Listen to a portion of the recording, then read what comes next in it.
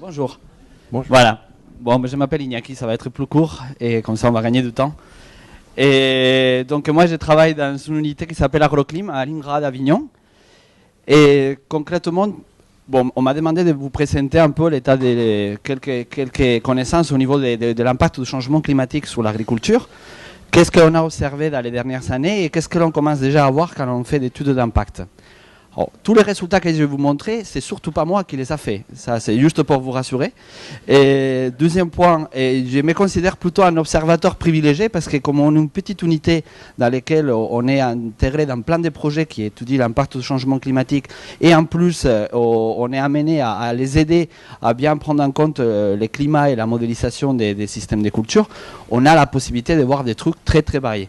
Donc moi, ce que je vais essayer pendant cette présentation, c'est de vous montrer un peu l'état des lieux. Et comme je crois qu'il n'y a pas des gens qui aiment la biologie ici, je vais commencer par un petit cours de bio. Et je crois comprendre que vous êtes tous des farouches de la physique, chose qui n'est pas forcément mon fort.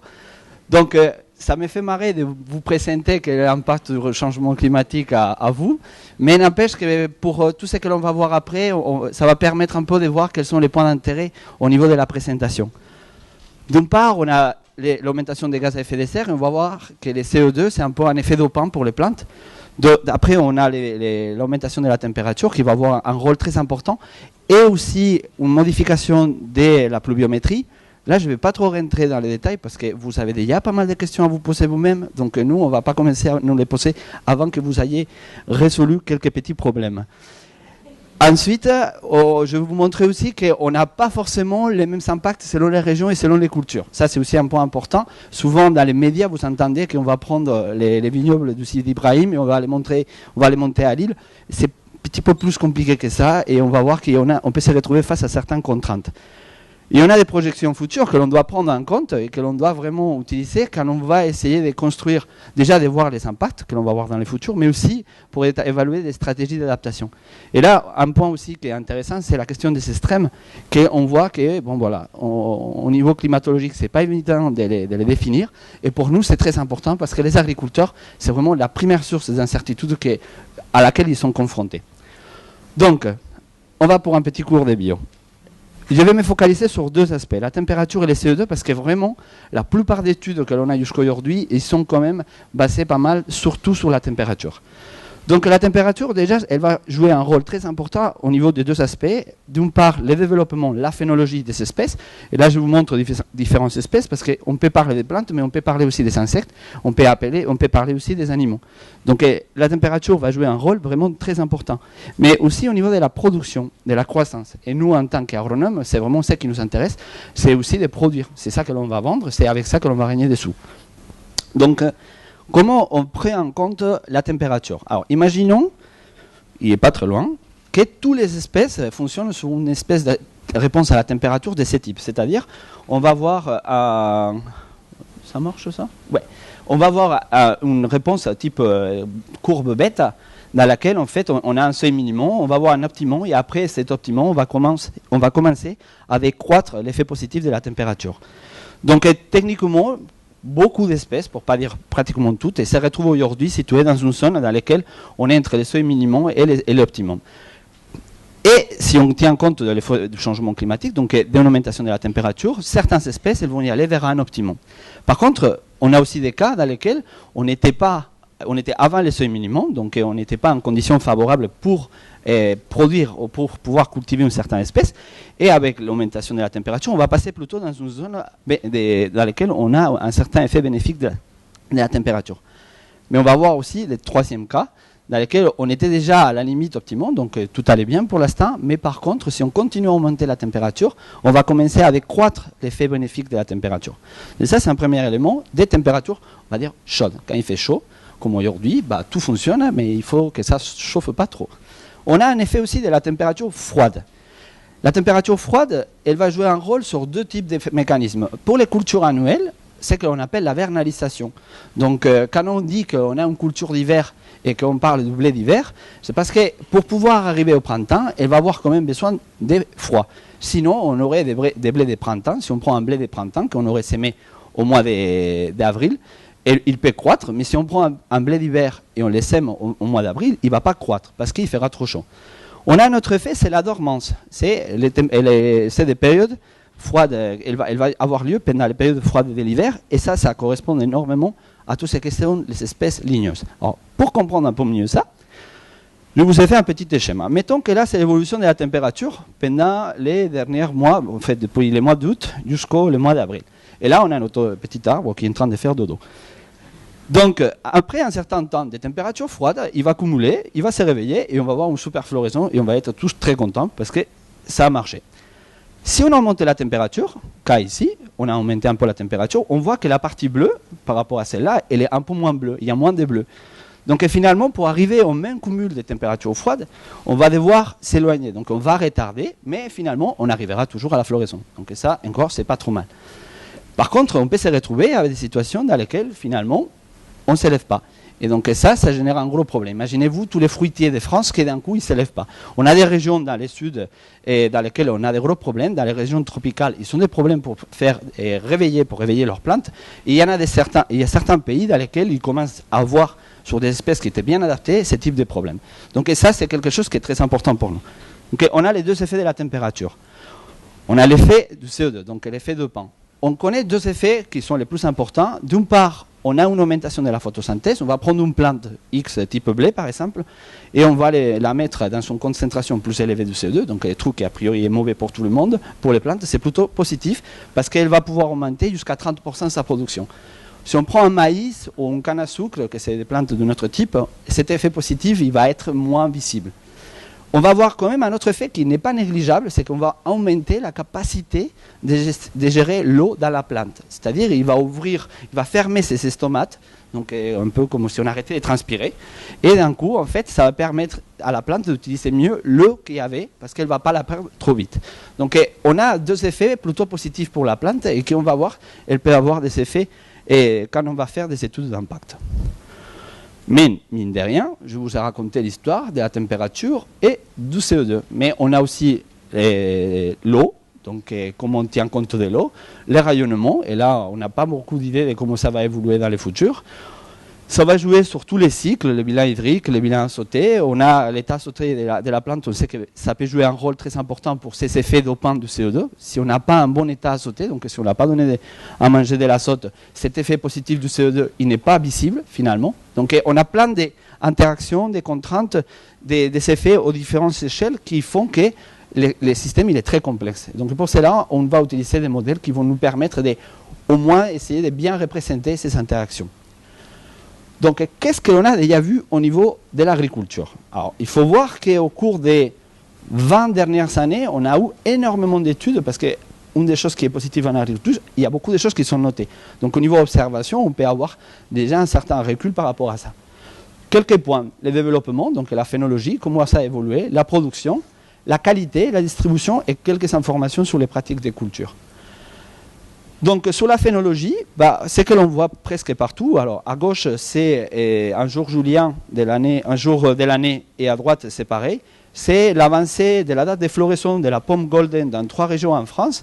Et ici c'est au Japon, et pour la pomme Fuji et Tsugaru, et depuis 1970. Et en fait on voit qu'on a une certaine tendance à avancer. Alors c'est toujours pas forcément très très clair parfois, mais on a quand même des avancées, même dans des régions très différentes pour la même variété.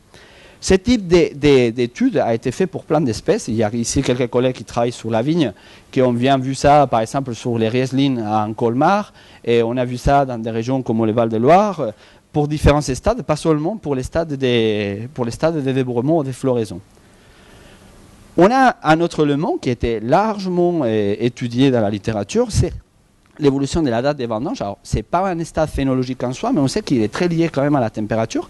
Et là, je vous montre l'évolution de la date des vendanges dans 2 vignobles, dans 2 régions. Donc, là, c'est Côte-du-Rhône, Tavel et Châteauneuf-du-Pape.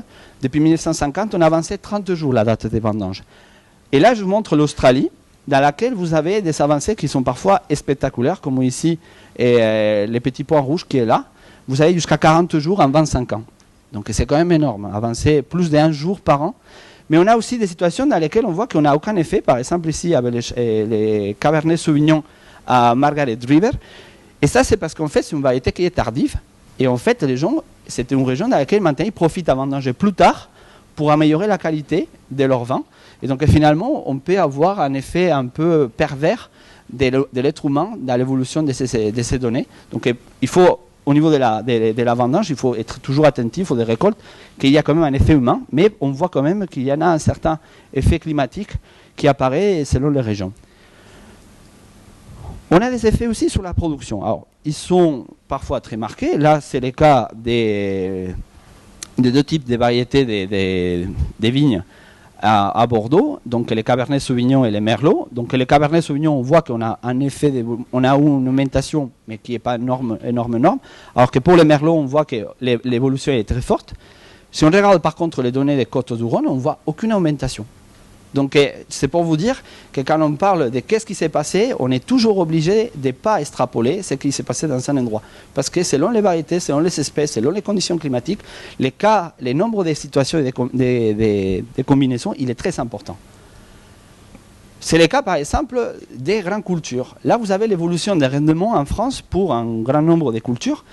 Et on voit qu'en 1996-97, il y a eu une espèce d'arrêt d'évolution de ces rendements.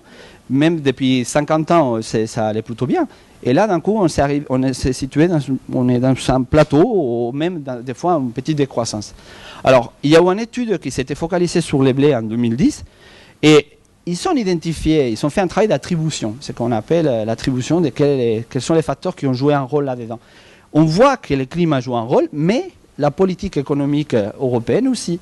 Les changements de la fertilisation, les changements des règles à certains niveaux, ils peuvent jouer un rôle très important et parfois ils peuvent être majoritaires selon les cultures, selon les régions et selon les variétés. Donc on n'est pas non plus des farouches de se dire c'est tout les changements climatiques, quoi. Il y en a des fois que ça joue un rôle très important et des fois pas tant que ça. Sur la qualité, on commence à voir des choses. On voit que ça l'a affecté. Ça l'a affecté dans deux sens. Ça peut l'affecter dans le sens qu'on améliore la qualité, ou on l'a fait évoluer vers mieux. On ne va pas dire l'améliorer parce que selon les vignobles, elle était toujours très bonne. Donc on va dire qu'elle s'améliore encore un peu plus. Donc là, on prend l'Alsace et ce que l'on voit, c'est qu'on a quand même une augmentation de la teneur en alcool assez importante dans les 30 dernières années. Par contre, par exemple, le Cabernet Sauvignon, on voit strictement rien. Là, vous avez les valeurs des sucres et d'alcool, si vous voulez. Et vous voyez que dans pratiquement toutes les régions en France, on a eu une augmentation d'environ 1 degré tous les 10 ans et depuis les 30 dernières années. Donc le vin, ça commence à être quelque chose de bien robuste. Et d'un autre côté, on a l'acidité, et dans laquelle, en fait, on se retrouve dans certaines régions, mais je répète toujours, il faut faire attention de ne pas extrapoler, dans laquelle on va avoir un effet de l'acidité. Par exemple, en Val-de-Loire, on voit qu'on diminue d'1 gramme par litre tous les 10 ans. Là, j'ai lu il n'y a pas longtemps un papier sur les pommiers au Japon. Les collègues japonais, ils voient aussi qu'il y a un effet sur la texture et la dureté des pommes vis-à-vis de la quantité de sucre. Donc on voit que mine de rien, pour plein d'espèces, on commence à avoir des informations. Donc ça l'affecte. Un autre aspect, c'est la question de la distribution des espèces. Alors actuellement, on va dire, on travaille sur une carte fixe. Pouf, tel truc se passe dans tel endroit. Là, concrètement, vous avez une distribution calculée à partir d'un indice agroclimatique qui combine différentes informations, température et des informations au niveau de l'eau. Et en fait, les auteurs, ils disaient, voilà, si avec cet indicateur, il varie entre 0 et 1. Les régions de l'Europe où la vigne est viable, c'est quand notre indicateur est supérieur à 0,5. Et en fait, quand ils ont représenté ça, on voit finalement qu'ils arrivent à plus ou moins retrouver la carte des vignobles européens que l'on a aujourd'hui. Mais le truc qui est plus intéressant, c'est un peu à droite, c'est qu'ils se sont dit, bon, d'accord, mais si on regarde quand même les valeurs qui sont avant 0,5, il se trouve que là, tout ça qui c'est en rouge, c'est des régions où notre indicateur, dans les 30 dernières années, il a évolué plutôt vers les 0,5.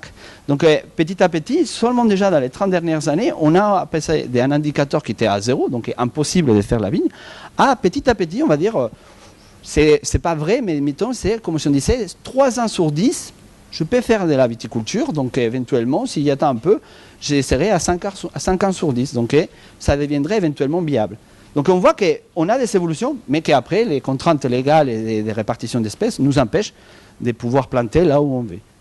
Pas toujours, mais presque. Enfin, pour finir avec cette partie d'essais que l'on a observé, on voit aussi des choses sur les pratiques. Et là, je vous montre un exemple, mais on a d'autres, dans lesquels on voit comment les agriculteurs, ils s'adaptent aussi eux-mêmes sans attendre les chercheurs qui vient leur dire « tu dois faire ci ou tu dois faire ça ». Eux-mêmes, ils ont commencé à voir que, par exemple, les variétés qui s'étaient en train d'utiliser dans une certaine région, elles n'étaient plus adaptées, parce que d'un coup, ils se prenaient des coups de chaud, ou ils se prenaient des périodes de stress hydrique trop élevées, et donc ils ont changé les variétés. Et là, vous avez un exemple à Toulouse, en 99, au niveau d'une exploitation, on était à 50-50 avec des variétés demi-tardives ou tardives. Et en 10 ans, on a changé. Il n'y a que des tardives parce que c'est celle-là qui permet de produire et de maintenir une exploitation. Donc, comme première conclusion, on a des changements un peu partout qu'on a déjà observés. C'est ce qui est important à dire. Parce que souvent, les gens ils nous disent, mais les changements climatiques, nous, qu'on n'est pas climatologues, est-ce que ça existe vraiment? Nous, on commence à leur expliquer que nous, on voit déjà des choses sans avoir mis les données climatiques en face encore. Donc, on a des changements au niveau de la phénologie, de la production, de la qualité, de la distribution des espèces, de la pratique agricole. Une chose que je n'ai pas parlé, c'est de la santé des plantes. Pourquoi? C'est compliqué à observer ça. Mais on sait qu'on commence à en avoir des changements parce qu'il y en a des situations dans lesquelles on introduit de nouvelles maladies, et pas seulement parce qu'on est dans un monde plus mondialisé, mais aussi parce qu'elles sont dans des situations favorables, mais aussi on a des situations dans lesquelles les interactions entre la plante et la maladie ont changé, et donc finalement elles commencent à disparaître.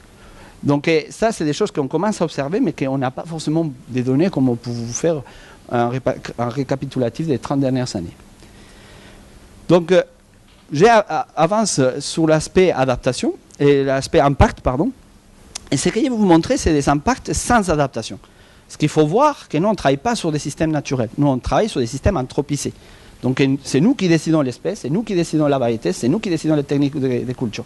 Ce n'est pas une forêt naturelle dans un versant d'une montagne, que la pauvre, elle doit se débrouiller toute seule. Éventuellement, on peut lui donner un coup de main. Mais là, c'est nous qui décidons tout. Donc, partons de que un des postulats classiques des études d'impact du changement climatique aujourd'hui, c'est de dire je veux maintenir ce que je connais aujourd'hui. Et à partir de là, on va vers le futur et on voit si on peut les maintenir ou pas. Donc c'est à peu près ce que je vais vous montrer au niveau des différents résultats et informations. Tout d'abord, je vous ai montré tout au début de la partie bio qu'on travaille avec des systèmes qui, mine de rien, ce n'est pas que de la température ou du CO2. C'est des trucs assez compliqués. Donc pour ça, on utilise des modèles de culture. Il y a des modèles de culture, des modèles mécanistes, on va dire, pour tout. Et vous avez là des photos un peu représentant des trucs à toutes les échelles. Il y a des niveaux au niveau parcellaire, au niveau de l'exploitation, au niveau du paysage, au niveau des forêts, et au niveau de l'organe. Donc on a beaucoup de modèles. Donc ce que l'on essaye, c'est de faire interagir les facteurs environnementaux, donc les sols, la plante, le climat, l'itinéraire technique. Et ce que l'on va faire, c'est changer le climat et voir comment ça bouge. Mais souvent, sans faire varier rien d'autre, parce que ce qui nous intéresse de voir, c'est comment ça s'est passé au futur si on n'avait rien changé. Alors, je ne vais pas rentrer dans les détails, c'est juste pour vous montrer un protocole d'études qui a été fait dans 2007-2010, le projet Climateur, et qui essaye de prendre en compte aussi tout ce qui est l'aspect incertitude. Là, vous savez, ils avaient travaillé sur plusieurs scénarios, avec différents modèles, avec différentes méthodes de régionalisation, parce que pour nous, c'est très important. Avec tous ces autres modèles qui vont représenter les plantes, on va voir l'aspect, on va représenter les systèmes via différents types de sols, itinéraires techniques, d'espèces et variétés. Et ils savaient utiliser des périodes présentes, futures proches et futures lointains. Et ça au niveau multilocal. Bon, voilà. Il y a certains résultats que je vais vous montrer qui sont issus de ça.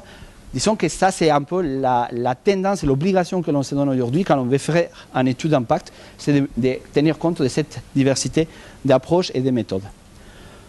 Un résultat de ce travail, c'est déjà qu'en fait, pour différentes espèces, quand ils combinaient tous ces modèles, on voyait que dans le futur, on va avoir une avancée encore de la phénologie qui peut être importante dans certains cas. Par exemple, le maïs, la récolte peut être avancée jusqu'à 15 jours par degré de réchauffement. Si on calcule qu'en France, on va peut-être réchauffer selon les régions autour de 2 degrés, 2 degrés et demi, ça fait quand même un mois d'avance. Donc au niveau des variétés d'adaptation, ça va poser des questions.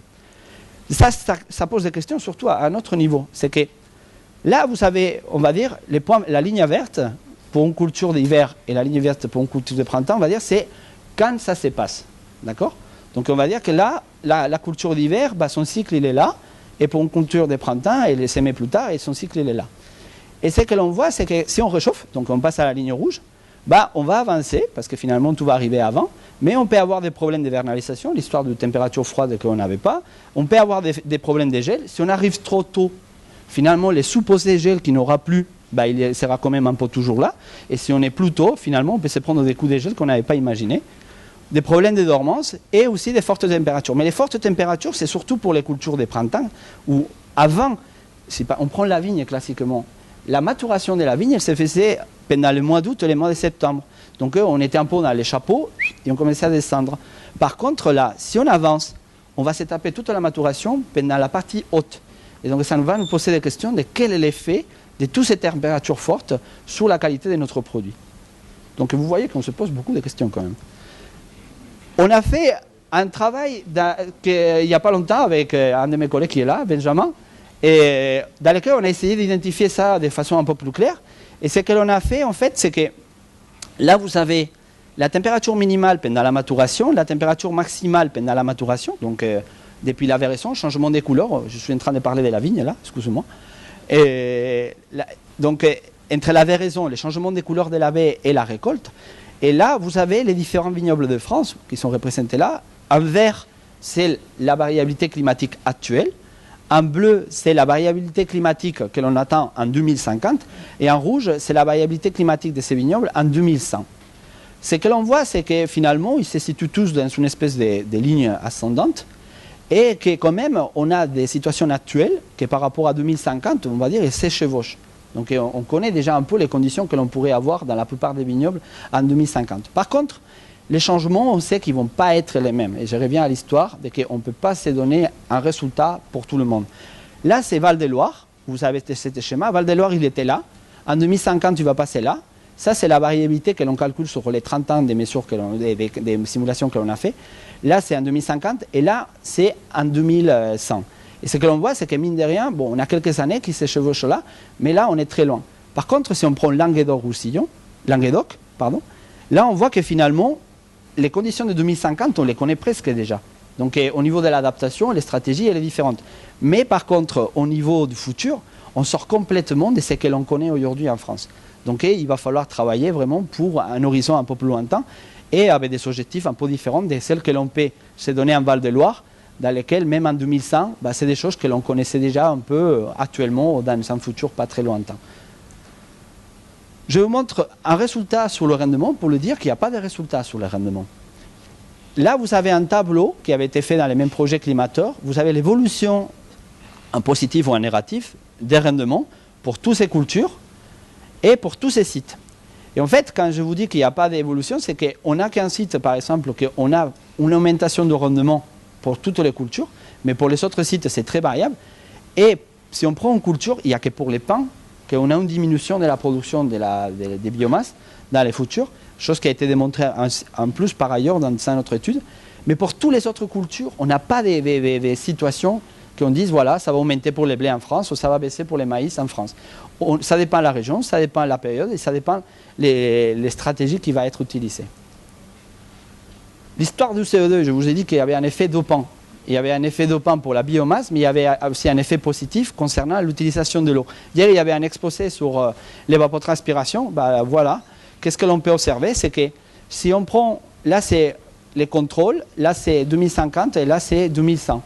Si on prend les contrôles, pour produire 8 tonnes de biomasse, ça c'est doublé, on pouvait avoir cet ETR sur ETM, au niveau du confort hydrique, autour des 0,7.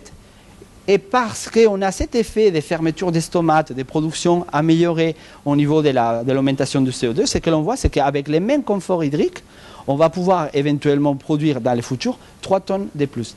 Donc c'est pour ça que des fois c'est compliqué de savoir quelles sont les tendances, parce qu'on a des effets combinés d'augmentation des températures, d'effets positifs du CO2, de disponibilité en eau, qui font que ce n'est pas évident de pouvoir donner une réponse claire à tout le monde pour tout. Et on a aussi les questions sur la répartition. Là, vous avez 3 cultures, maïs, tournesol et soja. Quand on augmente un peu la température, en fait, ce que l'on voit, c'est qu'on va pouvoir éventuellement ouvrir de nouvelles possibilités pour ces cultures vers le nord de l'Europe, toujours avec ces contraintes de distribution. Et ça, c'est encore plus vrai. Quand on va regarder la vigne, et là on prend une culture, comme une variété comme les Cabernet Sauvignon, c'est une variété qui est cultivée classiquement à Bordeaux, qui est plutôt tardive. Actuellement, son limite de développement, et on va dire sa limite de que on peut faire du vin qui est buvable et que ça va, c'est plutôt dans cette région-là. En 2020, on voit déjà qu'on commence à augmenter, mais pas grand-chose. Mais pour 2050, on voit que finalement, les conditions elles peuvent s'améliorer suffisamment comme pour qu'elles puissent être cultivées de façon intéressante dans pas mal de régions de l'Europe. Néanmoins, ce n'est pas parce qu'il y a un Cabernet Sauvignon ici que je suis en train de faire de Bordeaux. Là, je suis en train de faire un autre truc qui s'appellera Cabernet Sauvignon, du Rheingau, allemand, ou je ne sais pas quoi. Mais voilà, ça ne sera pas les mêmes produits. On pourra avoir des opportunités pour des variétés, mais pas les mêmes produits. Donc, j'arrive vers la fin déjà. Sur la conclusion, au niveau de la phénologie, on voit qu'on a des avancements, des accélérations. Donc, ça va ouvrir des opportunités, mais on va aussi ouvrir des risques, étant donné, par exemple, le gel. Si on avance trop, si on avance, par exemple, les floraisons des fruitiers au mois de janvier, février, parce que tout est plus chaud et finalement leurs conditions conviennent, bah, finalement, les risques de gel de janvier et février, ils seront toujours là. Et donc, on peut perdre la production à cause d'un simple coup de gel. On peut avoir une situation avec les températures trop chaudes qu'on a vues à l'été, que si la maturation des différentes espèces, là je vous ai montré la vigne, mais si on prend les blés, les risques d'échaudage, les risques pour les maïs, c'est pareil, on peut avoir des gros problèmes. Pour la production, ben, on peut avoir des pertes liées à la diminution du confort hydrique, mais on sait aussi qu'on a ces liens avec les CO2 et que finalement ça nous génère pas mal d'incertitudes au niveau des interactions et aussi des espèces et des régions où elles sont cultivées. Sur la qualité, on a de l'amélioration. On voit que probablement ça peut améliorer dans les régions du Nord, mais aussi on a surtout un changement de typicité et un changement de ce que l'on mange et que l'on goûte aujourd'hui. Donc ça, c'est des choses qu'on doit travailler. Sur la distribution, on voit qu'on ouvre l'opportunité à de nouvelles zones d'exploitation. Et ça, c'est très intéressant dans certains cas, mais il ne faut pas oublier qu'on n'est pas tout seul, et que finalement, il y a quand même des contraintes au niveau de l'espace, et qu'il faut travailler sur ces aspects-là. On peut intégrer éventuellement de nouvelles espèces, mais ce n'est pas non plus évident. Et toujours les mêmes idées, même si on déplace une espèce, ce n'est pas parce qu'on l'a déplacée, elle s'appelait je ne sais pas quoi dans un endroit, qu'elle va s'appeler de la même façon dans un autre endroit. Chaque endroit devra construire sa typicité. Et au niveau de la santé des plantes, ben, la même chose que je vous ai dit, là, on commence à travailler. Et on commence à travailler au niveau des adaptations. Alors, qu'est-ce que l'on envisage au niveau des adaptations? Ben, on travaille sur les espèces et les variétés. On considère que c'est quelque chose dans lequel on peut éventuellement intégrer notre main. On peut mettre notre main. Mais on a beaucoup d'incertitudes. Il se trouve que finalement, on ne savait pas tant que ça au niveau de la biologie. Et on recommence à étudier des aspects comme la précocité, les optimums thermiques, la sensibilité au gel, parce que c'est des choses qu'on se rend compte et peuvent être très importantes pour le futur et pour la construction de nouvelles variétés qui seraient adaptées à ces nouvelles conditions. On a besoin de mieux comprendre l'impact du CO2. On peut aussi changer les techniques culturelles. Alors ça dépend énormément de chaque espèce. Les espèces annuelles, on peut éventuellement travailler sur les dates des semis. On peut travailler sur les traitements, les travaux du sol pour améliorer éventuellement tous les aspects de bilan hydrique. Et au niveau des espèces pérennes, on peut travailler sur la gestion du feuillage. On peut travailler sur l'irrigation, qui était un tabou jusqu'à il n'y a pas longtemps en viticulture. Et là, on commence à se dire, voilà, si on veut maintenir une certaine qualité, éventuellement, l'irrigation, elle pourrait faire partie d'une des solutions, mais pas la seule. On peut travailler au niveau des déplacements et redistribution des systèmes. Et là, par exemple, il y a les collègues d'Angers qui travaillent à des toutes petites échelles. Il y a Étienne qui est là parmi vous, et qui travaille à petite échelle. Et en fait, il se rend compte que nous, au début de nos travaux, on prenait un vignoble du sud de la France, on l'envoyait à Lille. Ça nous paraissait tranquille, on était bien. Là, maintenant, on prend 100 km par 100 km, on caractérise la climatologie de cette zone et on se rend compte qu'on a presque la même variabilité climatique que si on avait envoyé les vignobles à Lille. Donc on commence à se dire, autant on avait juste besoin de changer la position de nos parcelles et le rôle des parcelles dans la production d'un vin de qualité. Donc finalement, on a des solutions qui peuvent se jouer à des échelles beaucoup plus fines que celles que l'on faisait jusqu'à maintenant. Et donc il y a tout un travail. Mais il y a une toute petite contrainte de rien du tout, c'est les AOP. Et la question des législations, que voilà, c'est des choses qui se résoudre des jours au lendemain, comment ça peut tenir 30 ans pour arriver à bouger quelque chose. Donc là, par contre, voilà, c'est l'aspect socio-économique. Il y a les innovations et l'amélioration technique du produit fini. Il ne faut pas oublier qu'on récolte, mais aujourd'hui, on a énormément de savoir aussi au niveau de l'industrie agroalimentaire, pour pouvoir améliorer ou contrôler la qualité de nos produits. Donc ça aussi, il ne faut pas oublier qu'on a une chaîne qui commence sur les champs, mais avant d'arriver au consommateur, il y a pas mal de trucs qui peuvent se passer pour avoir un produit de qualité, sans pour autant mettre la santé de tout le monde en péril. Et finalement, on a un aspect qui est très important, c'est de travailler avec les professionnels de chaque filière. Et ça, pourquoi? Parce que nous, en tant que chercheurs, on a des super bonnes idées. Moi, je pense que c'est les meilleures que l'on peut avoir. N'empêche, elles sont souvent très très loin de la réalité terrain. Et finalement, on se rend compte que des choses qui nous paraissaient le plus simple truc à mettre en place, ben, c'est peut-être le plus compliqué à développer et avec des arguments tout à fait valables. Et donc, l'importance de pouvoir avoir un échange avec les producteurs, d'avoir une perception de leurs priorités et de leurs capacités d'adaptation est très importante pour nous. Donc, juste pour finir, c'est fini. Qu'est-ce qui s'est fait? Parce que je vous ai raconté plein de choses, mais qu'est-ce qui s'est fait actuellement? Au niveau français, alors il y a déjà un projet qui s'appelle, à l'INRA interne, qui s'appelle le métaprogramme ACAF. Dans ces métaprogrammes, ce que l'on cherche, c'est adaptation au changement climatique de l'agriculture et de la forêt. Et donc, il y a plein de projets que vous avez là, les acronymes, dont il y a pas mal de gens ici qui participent dans certains de ces projets. Et ce qu'ils cherchent, ces projets, c'est structurer l'activité recherche et aussi la mise en place d'infrastructures autour de la question du changement climatique pour prendre en compte souvent des filières ou des questions qui étaient très très larges, mais souvent transversales et qui touchent à différents aspects. Juste un exemple, il y a un projet qui s'appelle la cave. Il cherche à voir l'adaptation de la vigne au changement climatique et ça va depuis les terrains, la parcelle, les viticulteurs, l'aspect climatologique, les innovations techniques, jusqu'à l'aspect socio-économique, la commercialisation, comment on peut imaginer que seront les ventes de demain. On a aussi des projets, bon, je n'ai pas du tout fait un truc exhaustif, hein. Il y a des ANR qui sont en cours sur la question de la répartition des terres face au changement climatique entre l'agriculture, la forêt et les parties et les régions urbaines. Il y a des projets au niveau des régions. Au niveau de l'Europe, il y a un projet qui s'appelle MAXUR qui cherche à structurer toute la recherche au niveau du changement climatique. Et donc petit à petit, là, il y a vraiment beaucoup de monde qui commence à travailler. Et par rapport, il y a 3 volets, agriculture, élevage et économie.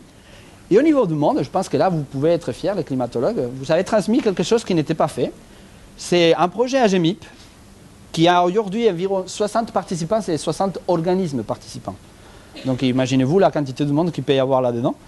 Et quand un des organismes, c'est l'INRA par exemple, ou l'IRD, ou des choses comme ça. Là, en fait, ce qu'ils ont lancé, c'est ce qu'ils appellent les pilotes. Et les pilotes, en fait, c'est des intercomparaisons des modèles, comme vous avez fait, les climatologues, il y a déjà une trentaine d'années, pour voir comment on arrive à prédire, par exemple, le rendement des cultures. Et on prend les 29 ou 30 modèles des cultures que l'on a dans la planète pour simuler la croissance du blé. On les met un peu dans une situation périlleuse et on voit comment ils réagissent vis-à-vis des productions, d'autres variables. Et ça, actuellement, c'est des travaux qui sont par les blés, pour les maïs, pour les riz, qui commencent à sortir des résultats et qui commencent à montrer l'intérêt de ce type d'exercice.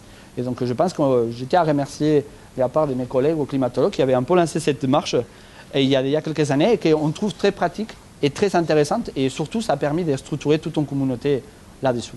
Donc voilà, merci. Ah non, j'avais des questions, c'est vrai. Bon, on se pose des questions sur la biologie, mais ça y passe. Mais on se pose aussi des questions sur les modèles climatiques, les incertitudes, méthodes de downscaling et des trucs que j'ai entendus déjà ici. On se pose sur la qualité de certaines variables secondaires. C'est que je vous ai raconté l'histoire de la température, mais mine de rien, nous, le rayonnement, l'humidité, le vent, tout ça, c'est vachement important. Et tu vois, j'ai dit vachement. Et finalement, ça peut jouer un rôle très important dans la croissance des plantes. On a aussi la question de la pertinence de la prévision décennale. Souvent, ce qui nous arrive quand on parle avec les agriculteurs, c'est que nous, on arrive avec une simulation pour 2100. Les mecs, ils ne seront déjà probablement pas là. Et ses enfants, peut-être pas non plus. Et lui, ce qui l'intéresse, c'est de savoir qu'est-ce qui se passe dans les 10 ans à venir, 15 ans à venir. Donc ça, c'est très, très important pour nous pour pouvoir prendre en compte ces aspects-là. Et on a des aspects, des questions sur la variabilité de l'extrême climatique. Un peu en lien avec ça, on se rend compte qu'en fait, une plante à 35 degrés, elle survit, mais si on la met 2 jours à 37, un jour à 25 et un autre jour à 37, autant on l'a tuée. Donc ça, c'est des choses que comme la source d'information, c'est vous, c'est important pour nous pour pouvoir améliorer nos compréhensions. Et là, j'arrête. Merci.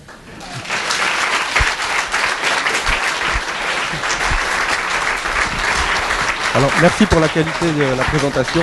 La qualité des produits, c'est quelque chose qui est important. Alors, j'en profite pour remercier le BIVB, puisque le vin que vous avez déjà pu déguster hier à midi et puis que vous dégusterez bientôt et encore demain à midi nous est gentiment offert par le BIVB. Quelques questions, s'il vous plaît. Bureau interprofessionnel des vins de Bourgogne. Donc, les filières techniques, on travaille avec. On a une représentante du BIVB parmi nous. Je tiens à vous féliciter parce que vous avez vu le point de vue de l'agronome. Et bien souvent, nous, climatologues, comme vous l'avez très bien signalé, on ne tient pas suffisamment compte des problèmes de l'agriculture dans l'intégralité que vous nous avez montré. Et ces aspects-là, je trouve qu'ils ne passent pas assez dans les médias. Et donc, c'est un message à faire passer plus loin pour montrer combien c'est difficile et pour montrer combien on peut s'adapter quand on le veut. D'accord ? Et que les problèmes politiques vous bloquent aussi. Hein ? Mais c'est vraiment très complexe. Et donc, moi, j'ai vraiment été content. J'imaginais tout ça, mais expliquer tout cela en si peu de temps, c'est vraiment quelque chose qui me semblait impossible, mais c'est réussi. Bon, bah, merci. Voilà. Merci. Non, c'est vrai qu'on est sollicité, malheureusement, au niveau de l'agriculture quand il y a un problème. C'est-à-dire que si là, on a 2 mois de sécheresse ou 1 mois de sécheresse, on va être sollicité. Mais par contre, le problème, c'est que dès qu'il va pleuvoir un jour, on passe à autre chose. Donc, c'est un peu des problèmes ponctuels, mais pour nous, c'est très important de pouvoir avoir cette interaction avec les différentes communautés, parce que sinon, on ne va pas pouvoir répondre correctement. Benjamin. Monsieur Iñaki Garcia de Cortázar Autauri, merci pour votre excellente présentation. Je voulais, tu as fait le tour vraiment de quasiment tout là. Hein. Peut-être un point, mais ça c'est assez récent, qui est discuté maintenant sur la disponibilité de la fixation azotée, la dilution de l'azote dans les plantes, qui peut jouer. Alors c'est juste simplement pour dire que c'est encore plus complexe que ce que tu nous as présenté en fait. Mais bon, là déjà, je pense que tu as vraiment bien posé le tableau. Comme tu es du Sud et que tu travailles à Avignon, il y a une question que je me pose par rapport, et qui est souvent posée par rapport à la compétition à de l'accès à l'eau, notamment pour la viticulture. Tu nous as dit que la viticulture était maintenant... Et ça pas ma question. Hein.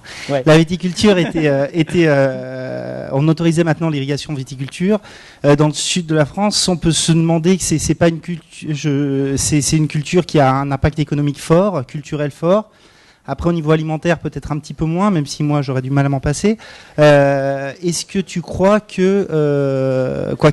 quelles sont la vision des politiques locales ou de l'INRA est-ce que tu as un retour là-dessus ou une opinion sur ce point-là particulier? Alors, primo, et je vais pas dire que la viticulture a été acceptée aujourd'hui, l'irrigation...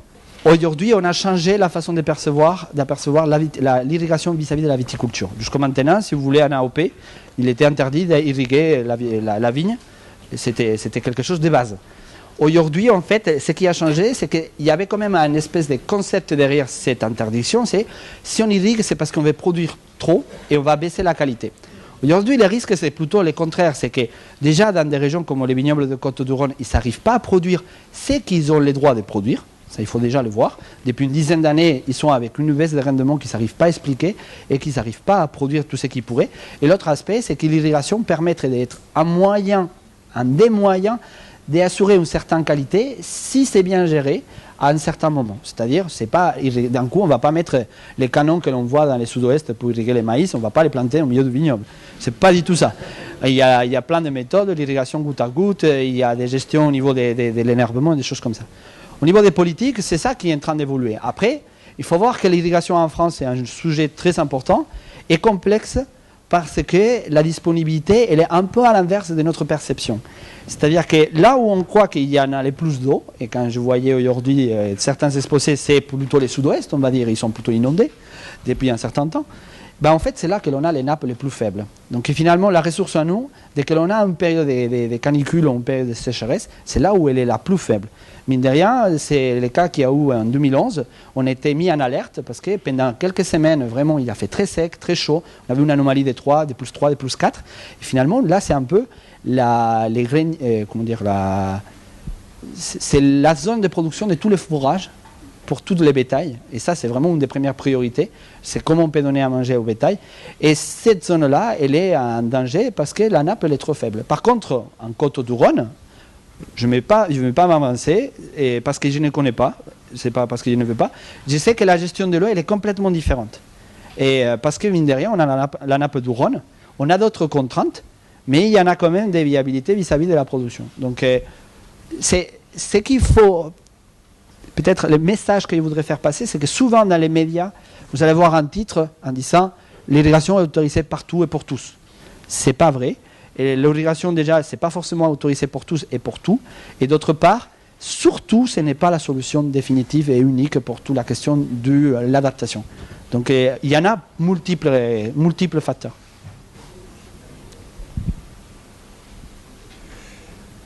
Donc merci encore à Philippe et Iñaki pour leur présentation.